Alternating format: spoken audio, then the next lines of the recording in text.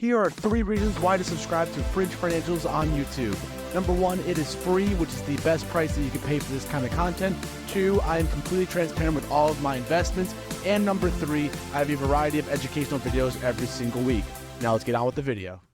What is going on YouTube, and welcome back to another Fringe Financials video. In today's video, we talk the total eclipse that is going to be happening in the United States. More importantly, how does it impact the economy, and also what does that mean for the potential stock market's return for the rest of this year and maybe into next year. So if you're excited for today's video, make sure you smash the thumbs up button, subscribe to the channel if you've not already done so, and turn the bell notifications. And I just figured, you know what, why not dive into it, see if there's any kind of historical data behind total eclipses, solar eclipses in the US, and what does it mean for the stock market.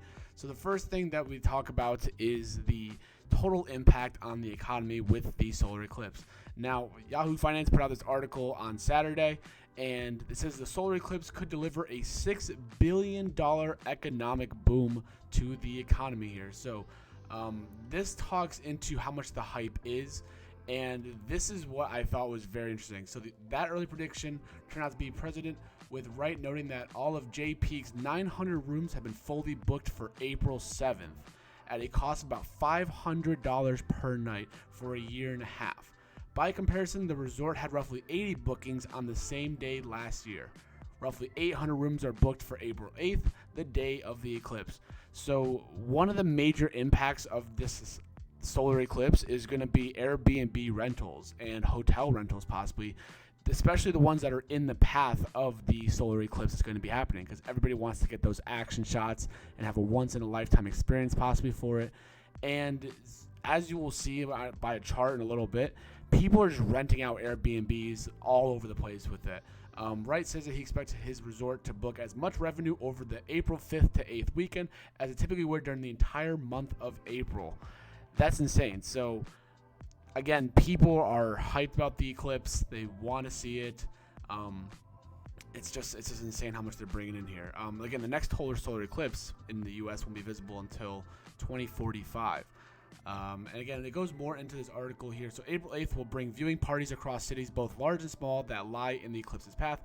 Events range from the Eclipse-O-Rama 24 with science expert Bill Nye in Texas at $325 a ticket, to a NASA-sponsored gathering at the Indianapolis Motor Speedway, a more budget-conscious $20 per ticket. So again, we have watch parties going on. We have Airbnbs and hotels being booked out. We have probably a huge increase in the glasses to be able to actually view without hurting your eyes. There's just also, again, depending on what the path is, you're bringing so much tourism into your cities, into your towns to watch this viewing party. It's absolutely insane, and it's going to bring people there for the weekend to really start to view it and everything else. And as you can see here, this right here is a map of the Airbnb rentals as time goes on. And as you'll see here, as we get closer and closer to that date of April 8th, you can really see this big impact. That's exactly where the path is of the solar eclipse that will be happening. So this is all the occupancy being filled to 100% on this chart here, which just further proves that we have so much rentals being booked up just for this total eclipse here. Texas is forecast to enjoy the biggest economic gains at about $1.4 billion, which is absolutely insane.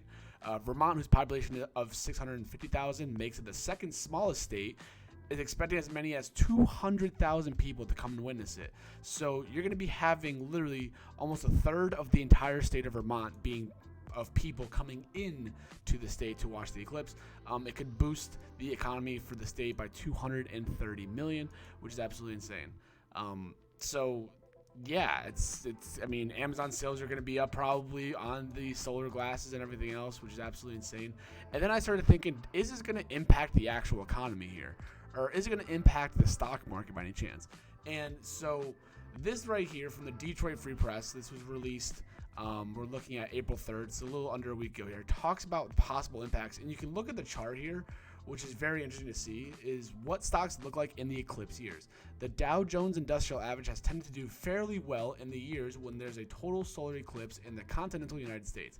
As you can see here, out of 1, 2, 3, 4, 5, 6, 7, 8, 9, 10, 11, 12, out of 13 solar eclipses in the US, we have had only 3 red days in return for the years after the market. So does that mean anything?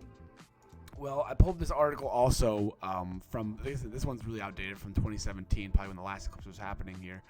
And to be honest, this financial analyst, Ryan Dietrich, talks about it. And here's the data behind the returns afterwards. As you can see, the average returns for the 1 month after it is positive. You see green across the board here for 1 month, 3 months, 6 months, 12 months.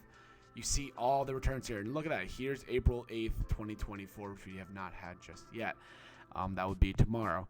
But this is the one thing that I want to make sure that everybody understands when it comes to investing in stock markets, historical data. Historical data is definitely a good way to look at what the markets are doing and a good way to see how to predict the future. But at the end of the day, when it comes to investing in the stock markets, nobody can predict what's going to happen. You never know what is going to happen in the next month, in the next day, in the next year.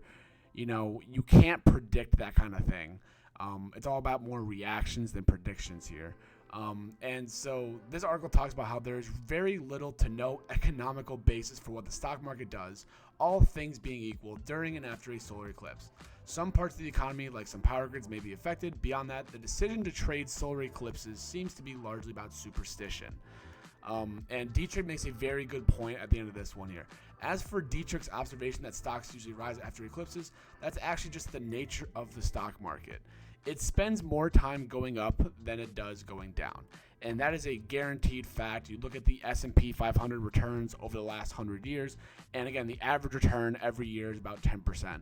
So if stocks have a probability of more likely going up than going down, these kind of events don't really show much because the stocks are still going up anyways, regardless if we have a solar eclipse or not. Should you ever invest based on the solar system? Absolutely not, as things like fundamentals, valuations, and technicals are still what drive the markets. So that does not mean that, hey, since people are buying solar glasses online, I'm going to invest in Amazon because their sales are going to be ridiculous. That's, again, only one small part of the Amazon business model in terms of fundamentals, valuations, and technicals. That's what drives everything. It's not just based on the solar system and everything else. So the hype behind the solar eclipse is 100% there, but that doesn't mean we're going to have a great year for the economy just because of a solar eclipse and everything else. Again, we're already up about 10%. It's a little under 10% now because we had a little bit of a correction. Not a correction. I don't want to use that word yet. We had a little bit of a pullback, I should say. And at one point, we were up 10% in the first quarter.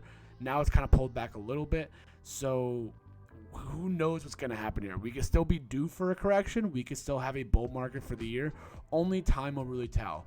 But don't trade stocks based on eclipses and previous data because, again, at the end of the day, stocks always tend to go up than go down. It's just how the stock market works.